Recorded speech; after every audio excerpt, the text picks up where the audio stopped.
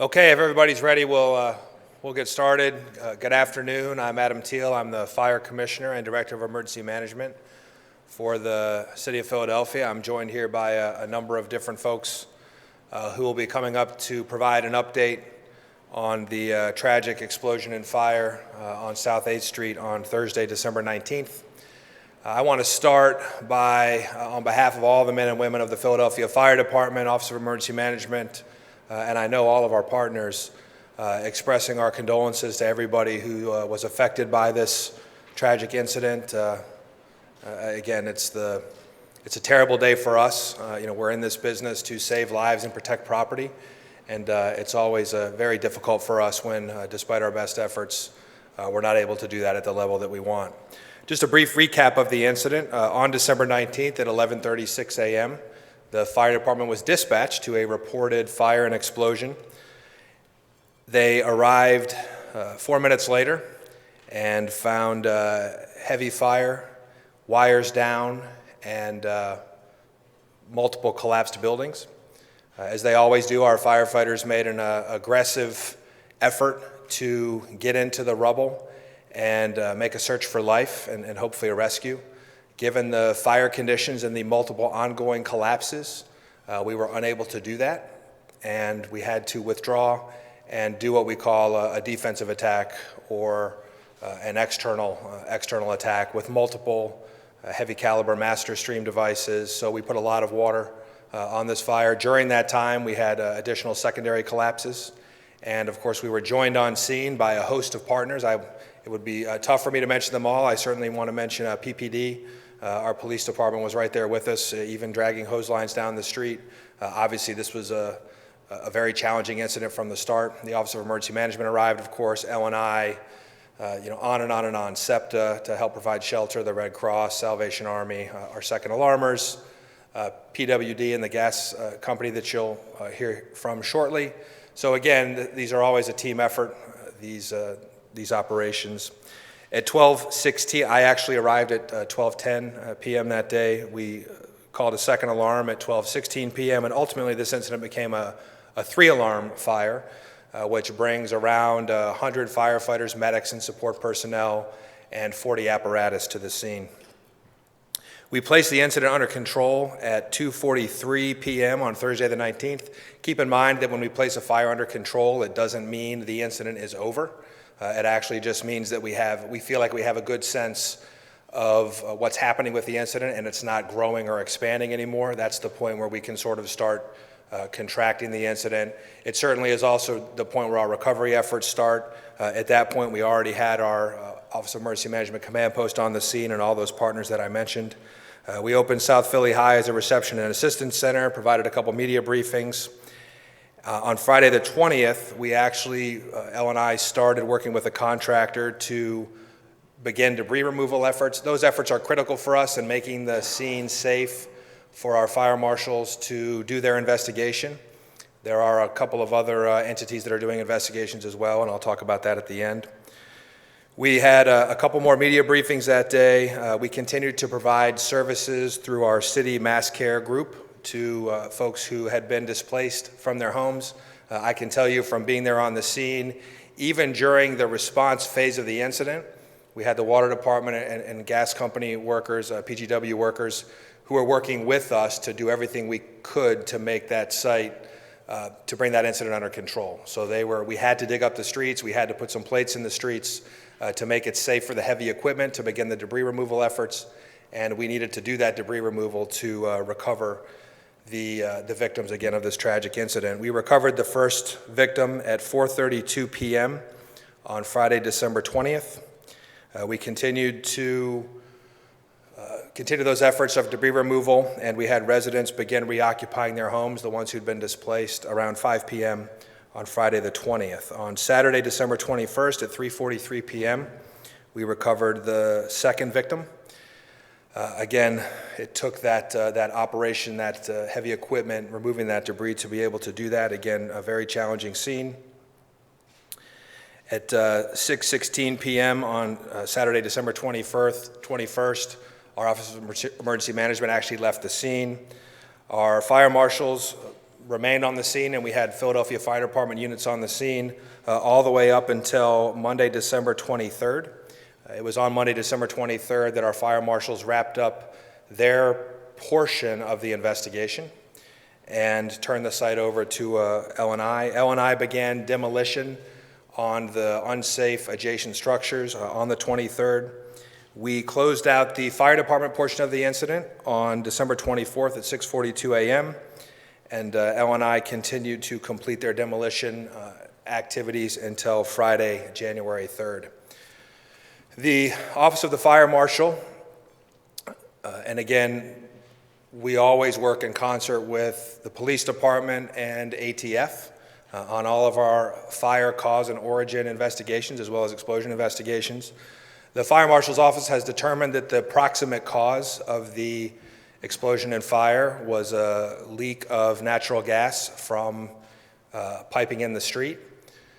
Again, that is simply the proximate cause. The root cause investigation continues, and that actually is a different agency.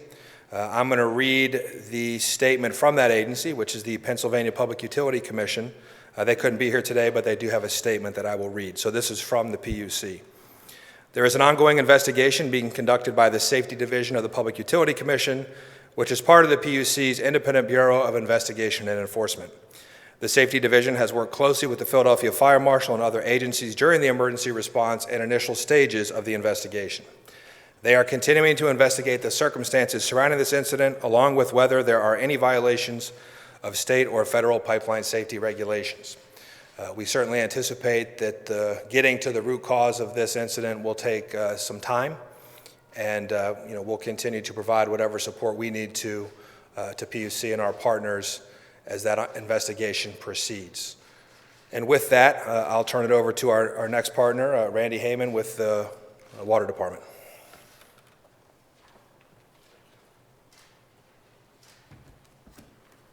Good morning. I'm Randy Heyman, the Water Commissioner. First, I'd like to express, on behalf of the Philadelphia Water Department, our sympathy and condolences for the two individuals who lost their lives in this tragic event. I wish to also provide you with a status update of the work and efforts that we've put forth to date in this matter.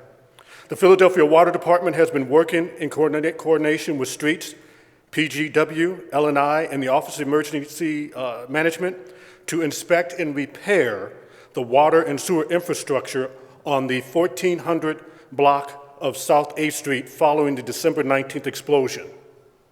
Now, if we look at the time between the explosion and January 8th, Philadelphia Water has completed the following. We've disconnected the water service lines of the demolished homes from the water main.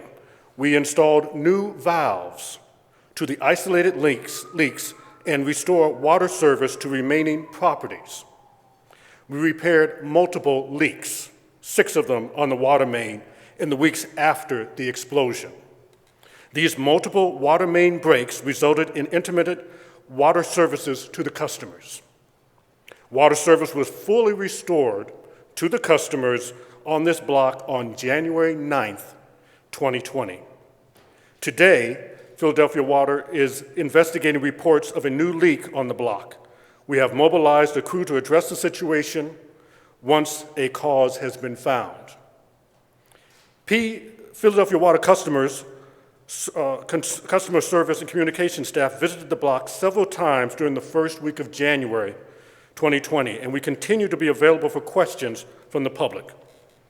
I wish to note that on January 2nd, Philadelphia Water claims representatives visited homes on the block to initiate private property damage claims resulting from water main breaks.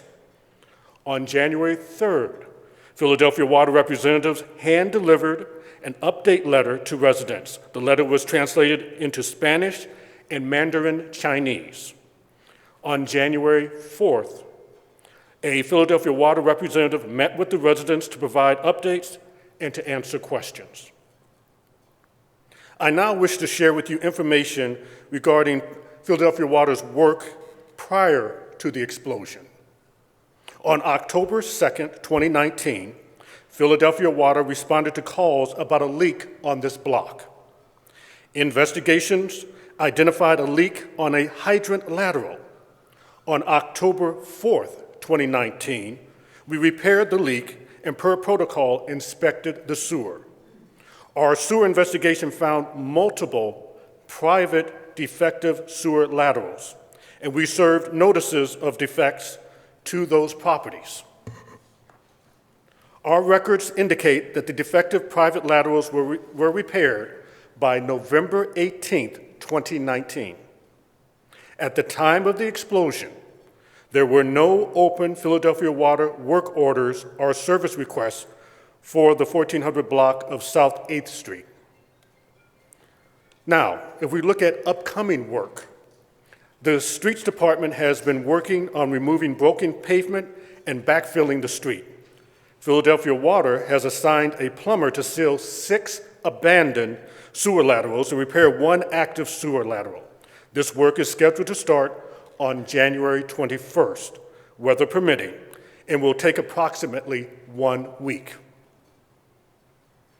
When we look at water main, the condition of the water main in that block, this water main was actually constructed in 1859. It's important to note that since the water main on that block has experienced multiple breaks since the explosion, Philadelphia Water has begun the process of replacing it. We will coordinate our efforts with any planned infrastructure work that is going to be done by other utilities. In other words, we will work with the other utilities to make sure that we're able to do it as seamlessly and as quickly as we can. And we will do this work in an expedited manner, so once again, we can finish the project in a very prompt and professional manner. Those are my comments today, and at this point, I'd like to hand it over to Philadelphia Gas, Doug Moser.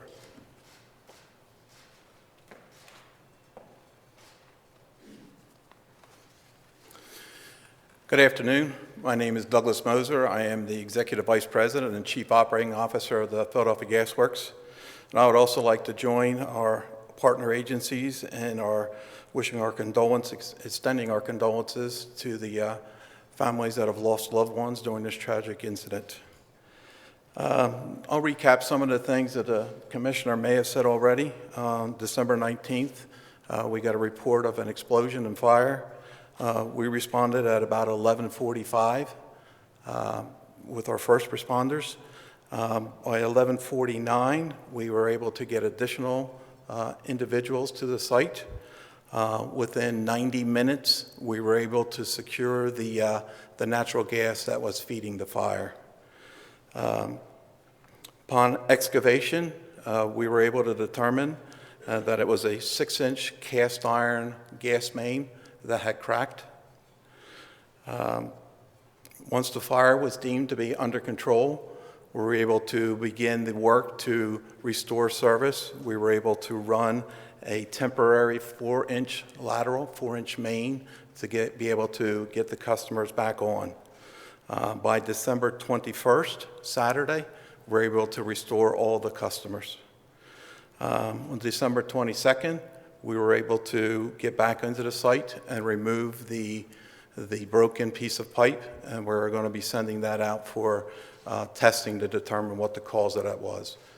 As the Commissioner said, this is an ongoing investigation, so we cannot speculate or will not speculate as to what the cause of the crack and break was. We do plan to be back in the area, as the Water Commissioner just said. We will be coordinating our work to put a permanent main back in place as soon as we're able to coordinate that activity with our other agencies. So at this point, I'll turn it over to Mr. Councilperson Scola.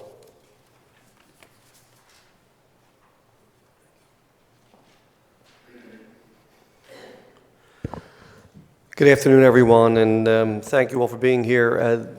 As we heard from some of our departments, and there was a lot of departments involved, and first of all, I'd like to thank Office of Emergency Management for their dedication and ability to answer our questions on demand as we had. It was a very challenging time for all of us, especially the community, South 7th Street, Passyunk Square Civic Association, all the neighbors involved. And it wasn't only, unfortunately, the people who have passed, but the houses that were demolished and all the other neighbors that were affected by this and businesses. It's been a challenge all along. What we heard today is somewhat encouraging, but it's still a lot more information that needs to be disseminated. We need to make sure that the community is kept abreast, and we are kept abreast of what happened, what is happening, and it sounds like there's still going to be a lot of work. The timeline that work will be performed, and how we would keep that dialogue open with the surrounding community, so they know that we are giving full attention to this challenge.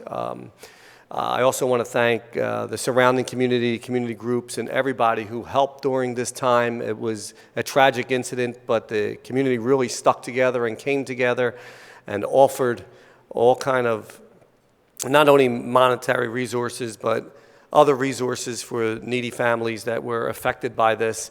And it just goes to show you how close these communities are, and proud to represent them. As I worked with our state legislators too, who are actively involved, State Rep Liz Fielder and Senator Farnese, our collaboration is important to understand, to get that information out to the community. They were also great in helping to disseminate information of what was needed for the residents who were affected by this. We will continue to stay on the departments to work with the communities. I would like to see, hopefully in the future, working with the Managing Director's office, to have periodic updates that we could disseminate to the community and adjoining streets so that everybody knows what's going on. This is important, not only for closure for what has happened, but for the ongoing process of what seems to be some new infrastructure being installed. Again, this was a challenge for all of us. Unfortunately, we would not like to see this happen, but during this time where we see a lot of old infrastructure throughout the city of Philadelphia, knowing that we have to address these issues and how we do them safely is important. And the fear is from other neighborhoods and saying that we have old infrastructure too. Is this possible to happen in our areas? We got to make sure we address that concern and that issue also. Right now, thank you for your time and efforts. I'd like to introduce State Rep Fielder, who would then introduce Senator Farnese. Thank you.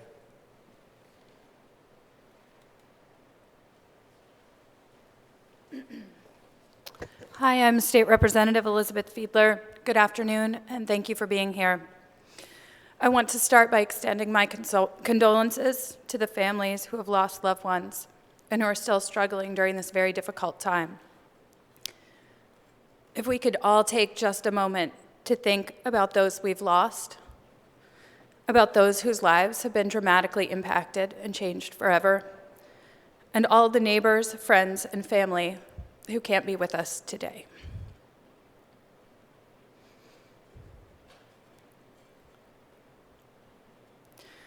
Thank you to the fire department and the over 100 members who responded and helped to keep our neighbors safe. Thank you to the Red Cross, Red Paw Relief, and to the Philadelphia Office of Emergency Management, who worked diligently to support those impacted by the fire, both during the immediate incident and in the weeks following.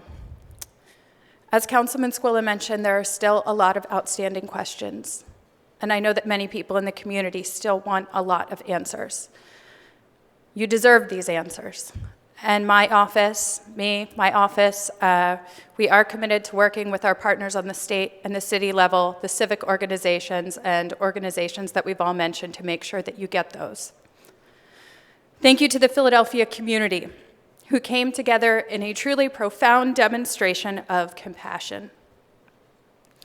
From the neighbors who jumped into action at the start of this emergency, to all of those who reached out to us that afternoon and then in the days afterwards with offers of assistance, to the residents who, in just a handful of hours, donated over 100 bags of clothing, blankets, toiletries, toys, and canned food in a drive that was organized by local civic organizations, along with our partners at the city and state and local civics. The generosity shown has been truly amazing. Our office is still actually full of some of these very generous donations, and so we are on a daily basis reminded of the outpouring of support for these families and for our neighbors. I'll finish by saying that in all regards, our community has truly stepped up to support each other. I have every faith that we will continue to do so as we seek to heal, to recover, and to get the answers that everyone deserves. As we move forward, open communication between my office, the city, and our state partners and the agencies involved is a top priority. I aim to help in whatever way I can, and my office will be open to help in any way that we can be of assistance. Thank you. Thank you, Representative. And just very briefly, let me echo the comments of the previous speakers. My name is Larry Farnese. I'm the Senator for the 1st Pennsylvania State Senate for Senatorial District, echoing the condolences for those families that have suffered those losses. And also, too, of course, our first responders, fire department, all those that have come out that were there that day. And to echo the comments of the councilman, that it is so critically important that not only during that time, but even now, that the communication lines continue to be open and that we work closely with the city and of our other state colleagues to ensure that information is disseminated to the community. That is one of the most important pieces I think that we saw during this very, very tragic time. The love and the compassion that the community showed is always there. In South Philadelphia, they always come together.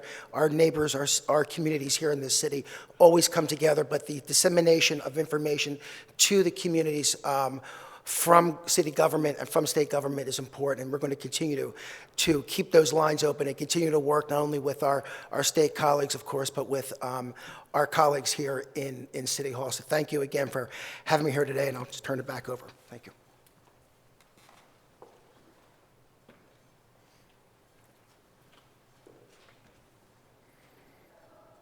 Okay, at this point, I think we have open Q&A. Do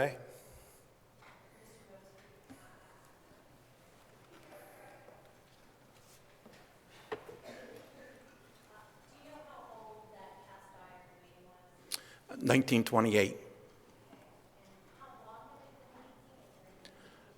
There was no indication that it was leaking prior to this? That is correct. No.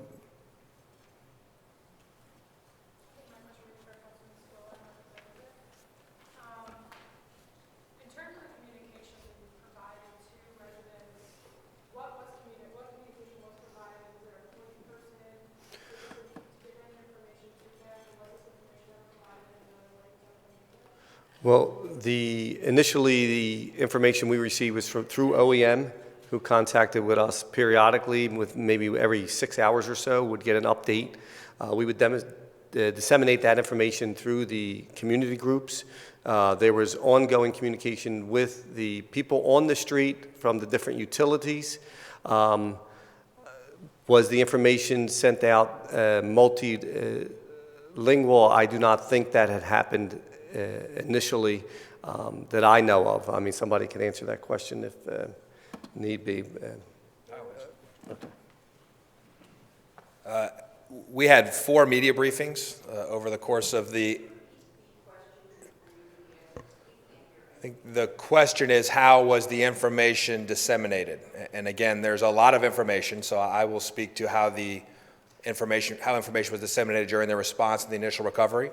Again, we had 3 media briefings on the 19th. We had another media briefing on Friday the 20th. We actually did have a couple of translators for different languages on the scene. And again, you know, our alerts for our Ready Philadelphia system actually go out in plain text, and they go out in English. We don't necessarily have the on-demand capability to translate into the 140-ish different languages that are spoken in the city of Philadelphia. I think that's the last number that I'm aware of. Certainly, we had a lot of people there on the scene who could speak a lot of different languages. What we always need is for folks to, you know, come ask us for help or ask their neighbors for help. And again, we saw a great outpouring of support. It certainly is something that we're looking at when we look at our ability to provide immediate text notifications to certain areas. whether or not there's a way that we can figure out and execute with multiple languages. But that's always going to be a challenge given the number of languages that are spoken. And I want to reiterate too, so everybody can keep in mind, it was a challenge during this incident, as it's a challenge during all of our incidents. We don't know who lives in buildings. If it's a private residence, there's no list, there's no database. So one of the first challenges for us always, as the fire department, whether it's a building fire, and again, we've had many, many building fires since this tragic event. It's always a challenge for us to understand where people are, where they're coming or going. Again, we weren't sure until we got some of the debris removed from these buildings whether or not anybody had just been walking down the street in front of the building. So it's always a challenge for us to assemble all the information during the response and immediate recovery phase, even to have good information to get out to folks. So we always communicate as quickly as we can. And again, at some level, we rely on our media folks there during these briefings to disseminate those messages. But it certainly is something that we're looking at. And again, I think you heard the water commissioner say that when they went out and did their flyers, those were in multiple languages. But other than the immediate response, so in this month afterwards, as this information has been discovered, has a meeting been held with the community members to talk about this other than today? The question is, other than this response of how that was handled on the site, has there been additional information that has been disseminated to the community or the neighbors? Has there been a meeting scheduled? We had a request for a meeting to be scheduled, and we found out about the briefing coming up today, so we asked anybody that had requested that to come to the briefing if possible, and then we will then be able to then disseminate. We'd like to work through our registered community organizations, which is our Passyunk Square Civic Association, to be able to give that information out, because there are eyes and ears on the ground. We were looking to have maybe something at Capitola with more information, but we really didn't have much more information to share. As you heard today, is the new information that we received. So we're more than willing to coordinate that again, to have another meeting out into the field with the people who are interested and the adjoining neighbors, so they could get more information.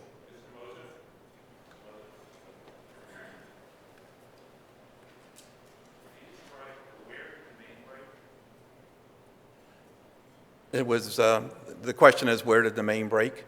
It was a 6-inch cast iron main that was directly in front of the 35, I believe it was. And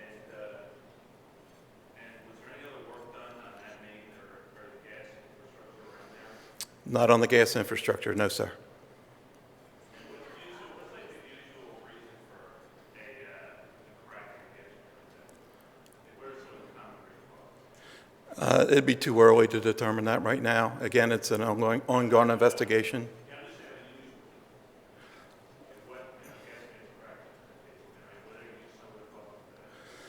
We've had a lot of different reasons for a main cracking. Sometimes, in this case, it's a cast iron main. A tree root will grow underneath it and put pressure on it.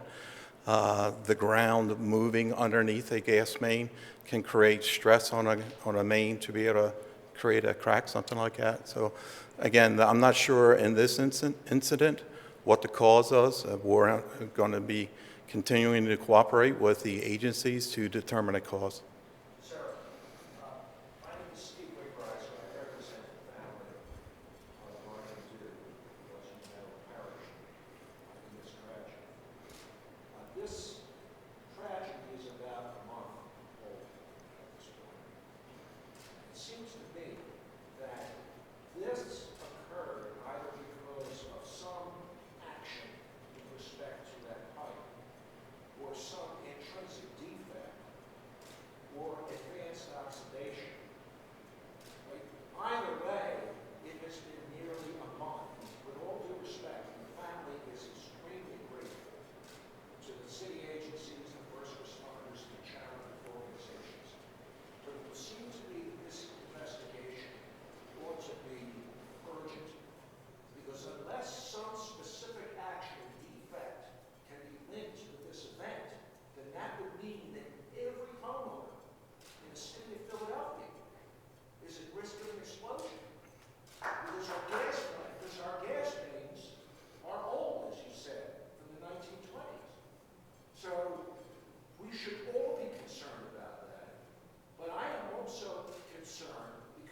been nearly a month, and I'm not hearing that there's been any kind of metallurgical analysis. I mean, these kinds of things can be completed quickly. It doesn't take but a week to look at metal under a CAT scanner. If we're interested in determining the root cause, that should be done immediately. And I think, respectfully to all the agency heads here, we have an obligation to assure Philadelphians that this can and won't happen again. I'm a homeowner. I want to know whether or not my home and my family is at risk because the gas main in front of the house will fail. Thank you.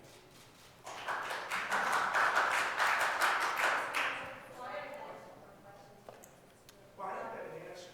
I'd like to have an answer to my question. Are we all at risk? Brian Abernathy, I'm the city's managing director. I thankfully appreciate your perspective. We're not going to get into a litigation here at this press conference. Understood, but certainly we're not going to get into a, as a representative, a legal representative, I'm certainly not going to have that conversation without my legal counsel here. So I would love to continue to take questions from the press. Sir, There was a root cause determination, I'm sorry, a possible cause determination, but not a root cause. Perhaps we could get some explanation as to what that means. that investigation is handled by the state, as was earlier described, and that investigation is ongoing. Can we understand why the city is not involved in that investigation? Because of jurisdictional reasons, the Pennsylvania Utility Commission has investigates that. The gas mains are owned by PGW, but again, I would love to take questions from the press, and certainly if there's an opportunity. And I will say for any community members, you have our commitment that we will come out, have a conversation with any of you, but I do want to make sure that we answer questions from the press. Sir, I will. I had a gas leak in my basement. I was 100 feet away from the explosion, and I have not heard from any of you guys. It was January 2nd. I reported after staying in a hotel for over a week.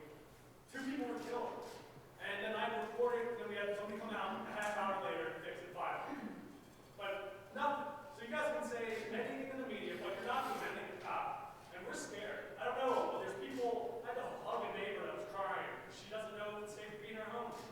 And you guys are just coming up here and doing a horse and pony show in front of the media. That's bullshit. It's honestly bullshit. Let's be serious about it. There's people's lives, and this community is really rocked by it. And you guys are just saying, oh, where's this now? I have got one flyer. I was less than 100 feet away. So, we certainly appreciate that, and just so everybody understands, and there's a little bit of a public service message here that I want to give.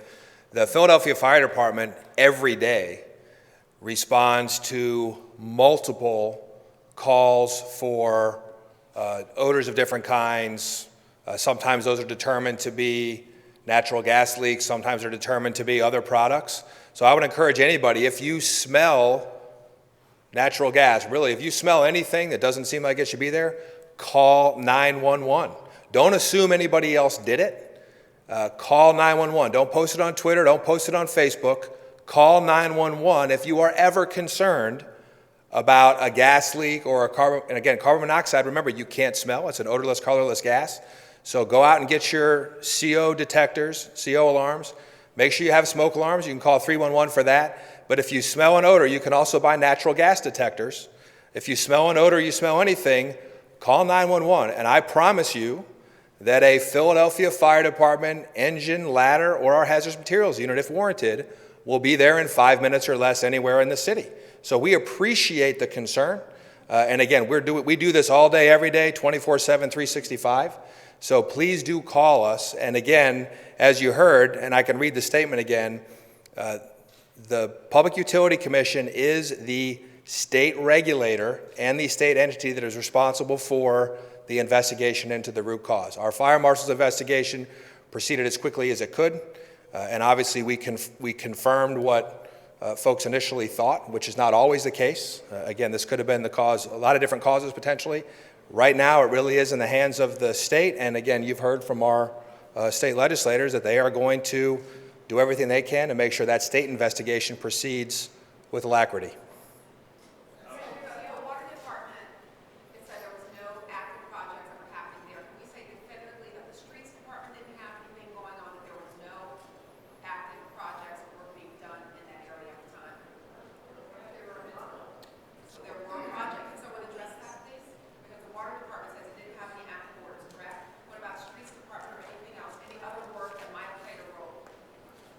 Yes, what I said at the time of the explosion, there were no open Philadelphia Water work orders or service requests for that block. So there was no work being done at that time. And what about the streets department or any other public works, public utilities commission? Sure. Check other basements, are we making sure everyone in the community doesn't have a basement leak? That's what, I did not set you up for yet, not the door, can I check your basement? Carlton Williams, Streets Commissioner.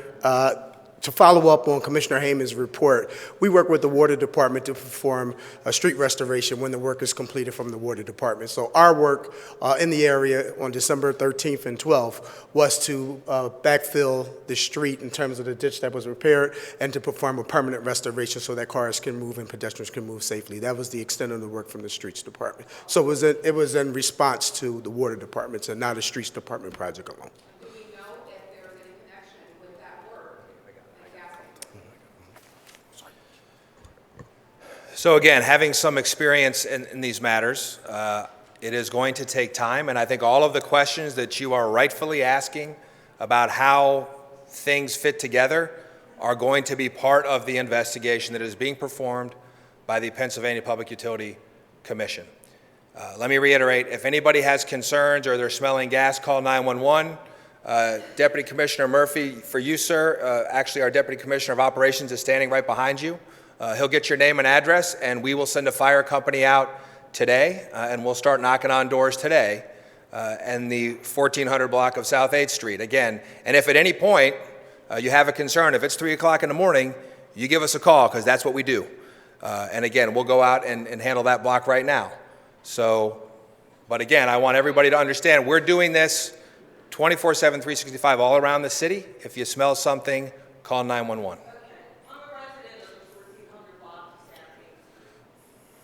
Since the explosion, we've had 6 water leaks, water main leaks. I thought it was 4, but here it's 6.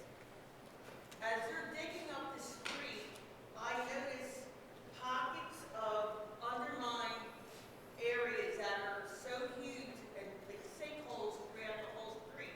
There's no traffic going through the street right now. It's blocked off. So what's causing these water main leaks? There's something going on under there. We had a representative, Mr. DeGiulio came out from the water department. It was very nice. He spoke with a couple of the neighbors here, and he explained what the water department was going to do and how they send cameras down to look at the infrastructure and to look at the pipes. The gas pipes are from 1859. Okay, have they ever been replaced since 1859?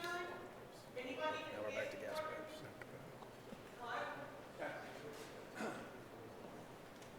As I indicated, that main was in 1928 that was installed. We do have an ongoing program to, evaluate gas mains in the city and replace them when necessary. We spend about $87 million a year replacing the infrastructure, so we have an ongoing program to, improve the infrastructure of the city of Philadelphia's gas system. There's something going on 8th Street that keeps, we've had a water main break every 3-4 days. There's something going on, there's no traffic, the weather isn't, it's what, 30, 40, it was 60, 70 degrees the other day. So it's not the environment that's causing these breaks. There's something I heard it was a domino effect, maybe from the explosion. Did you take a Richter scale reading of what that explosion did to the infrastructure of that street? I mean, it's, we live there. You're not, every morning we wake up, is that gas I smell? Oh, my water's not on again. Oh, I can't wash my clothes. I can't this is every day we wake up. And until this is settled, until you get the gas, the water, the water department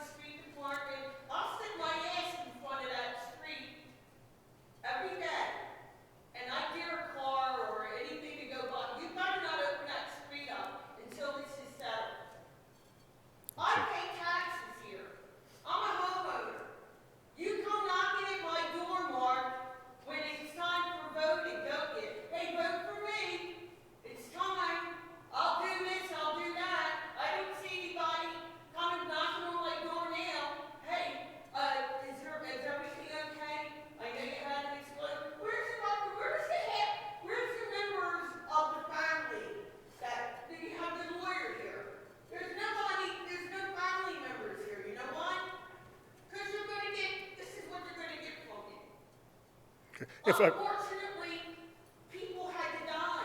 And it's just not 8th Street, it's Evans Street. But I'm worried about my street right now. I want to address, you asked about the water main. What I wanted to share with you is this. We don't know exactly why there are a number of leaks. We know there was only one leak about 2 or 3 years ago. And since the explosion, there have been, as of this morning, 7 leaks. As a result, we don't know the exact reason why there's the leak, but it could be based upon the explosion itself, the aftermath of the explosion, and the numerous heavy equipment that's driving up and down the street to make the repairs. Those are 2 things that could affect it. There could be other elements, but those are 2 that could. The exact reason we don't know. But to address the issue, because I agree with you, to not have had a leak the last one 2 years ago, and then to have so many between the explosion and now, we are going to work hand in hand with the other utilities to replace that section of the main. And I say to work hand in hand with the other utilities. If they are replacing their infrastructure, we'll coordinate with them so we can do it as seamlessly and as promptly and efficiently as we can. And so I do want to address one other thing. You want guarantees that the street won't be reopened until the work happens? It won't be reopened until the work happens. The water main's going to be replaced, the gas main's going to be replaced, the street will be restored. Not until then, and not until we are sure that all the work is done, will that street be reopened. And I do want to apologize to all the residents. Y'all have been through hell, and I can't imagine what it's been like waking up every day. And if we are doing everything we can to address those concerns, we're trying to do our best to get this done as quickly as possible. It's not going to be fast enough. It's not going to happen as quickly as you want it to. And I apologize for that. And I'm sorry for what happened last month. We're going to do everything we can to ease the challenges you're facing. We will communicate better, because I agree with you all. We can and should be communicating better. And you have my commitment that we will do that. All I can do, stand up here, is to say we're committed to making this as right as we can. I can't go back and change everything that's happened, nor am I going to sit here and promise you that you're not going to have another water main leak tomorrow, because you might. But our crews are going to respond as quickly as possible to correct it and try to get your life back to normal. And that's not going to be easy. Would you let your family stay in that street? I'm sorry? Would you let your family stay in that street? Yes, actually I would. Sure. I mean, it sounds like a lot of these families have PTSD after this happened on their street. Is this responsible for providing any kind of emotional support? And is there any kind of like victims fund that's been set up for people that haven't been able to pay for damages to say maybe their car windows or their home windows? The question was, is the city providing any type of emotional or behavioral support for family members? That's something that we absolutely can do, and we'll certainly work with the elected officials to help, and with the civic association to help make sure that that comes to bear. As for the fund for damage, I believe there are private claims that have been made to risk management. I will follow up and get back and have the press office get back to you on that. Based on your experience or PGW's history, do you know how long the gas would have to be to cause that? So the question is, with the size of the leak, how long would it had to have been leaking, to cause that type of explosion? It's a 6-inch main, and a main like that, it would happen fairly quickly, less than 30 minutes, I would assume. And how many meetings in the city are under 2 years? I'd have to get back to you with that. I don't have that information off the top of my head. No, I would, we range from 1900 to we replaced a main yesterday, so it runs that kind of a gamut, so I wouldn't be able to answer.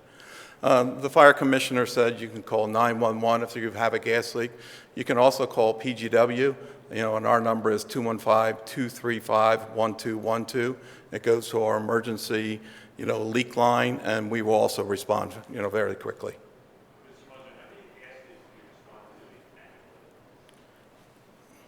Again, I don't have that off the top of my head, but I can get back to you on that. How much gas flows through a 6-inch main? Yeah, it's cubic feet, and again, I would not know that number off the top of my head. Again, it's it depends on the pressure. This was a low pressure pipe, so the pipe, the gas flowing through the pipe was at a pressure of 6 inches water column, which most people don't know what that means, but that's less than a quarter of a psi. That's the pressure that's in this main. Sir? My name is Francis Homer. I live at 1441 South 8th, which is immediately adjacent to the properties that were destroyed. The water department did work in October on the fire hydrant. When they left, they painted with spray paint a circle of about 30 feet in diameter that marked the undermined void adjacent to that, which they left open when they left the street, so that the street was supported by a layer of cobblestone and old trolley tracks. On December 12th and 13th, according to the streets commissioner, the streets department came to repair that a hole in the street. They opened the hole in the street and dropped dirt into that hole. They ignored the circle of white paint that had been sprayed by the water department on the street. And I spoke to the streets department crew and I said, why are you not filling in the hollow, the enormous hollow void that extended from the sidewalk in front of 1437 and 1435 South 8th Street across the street to the fire hydrant? Why are you not filling that in? They did not answer me. Can you answer us today why the streets department is not filling in voids when there are pipes, including gas pipes, underneath the street that are undermined previously by water mains? So when we receive information in reference to plumbers who perform work, we get a backfill notification card to repair the properties in question. I don't know for sure what that conversation between you and the employees were. We don't have that information here today. I can tell you that the information we had for the properties in question were between 1428 and 1433, and we had 6 backfill notifications in which we poured concrete foundation and filled in with asphalt to make the street safe at that time. That is the information that we have. I do not have any information in reference to a conversation regarding 1435 or 1437, but I'm sure that will be looked into, sir. I have a question, yeah. What exactly was it determined that the natural gas leaks caused this to have an exact date? The Philadelphia Fire Marshal's Office concluded its investigation on Monday, December 23rd. And that was the investigation about the proximate cause of the explosion and fire. The Pennsylvania Public Utility Commission is continuing their investigation. That's the statement I read earlier that gets to the root cause. And like everybody else here, we're awaiting that information.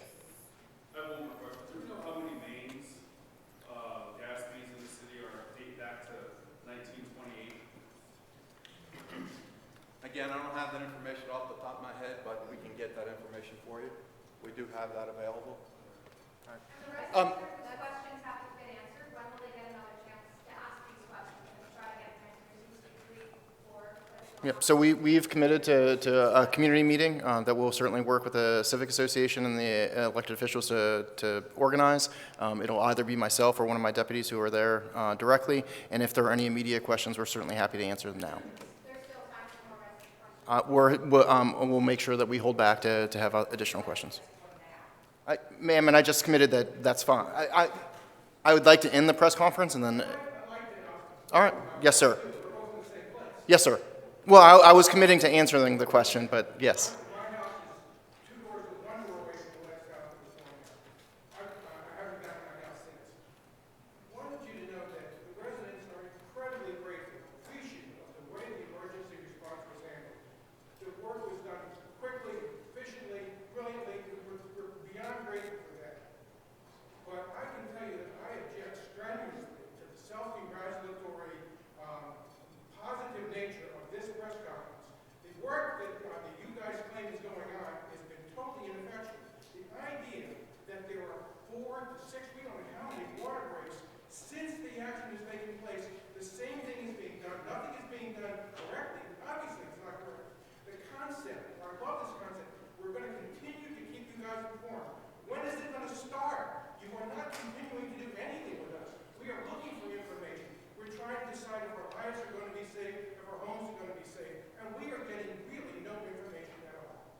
Understood.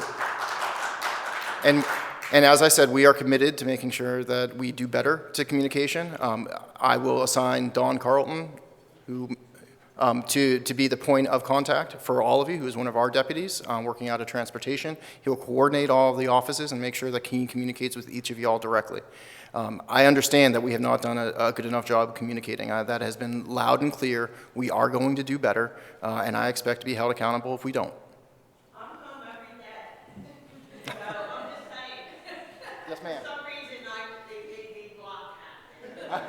Yes, ma'am. Only because I like to speak. So if you want, I'll be home every day. Anybody can contact me. You come over, I make you a cup of coffee, tea, anything. I get some biscuits together. That's what we do here. And I'll, forward the information to all my neighbors because they can hear me from my house speaking loudly. So I'm just letting you know. So as we close out the press conference part, and again, we have folks here to take questions, I want to finally reiterate, if you ever have a concern about your safety in your home in the city of Philadelphia, call 911. We don't triage those calls. If you call, no matter when, we will be there to do everything we can within our power to make the situation better. Please remember that fire is everyone's fight, so if you need a smoke alarm, call 311. Thank you all.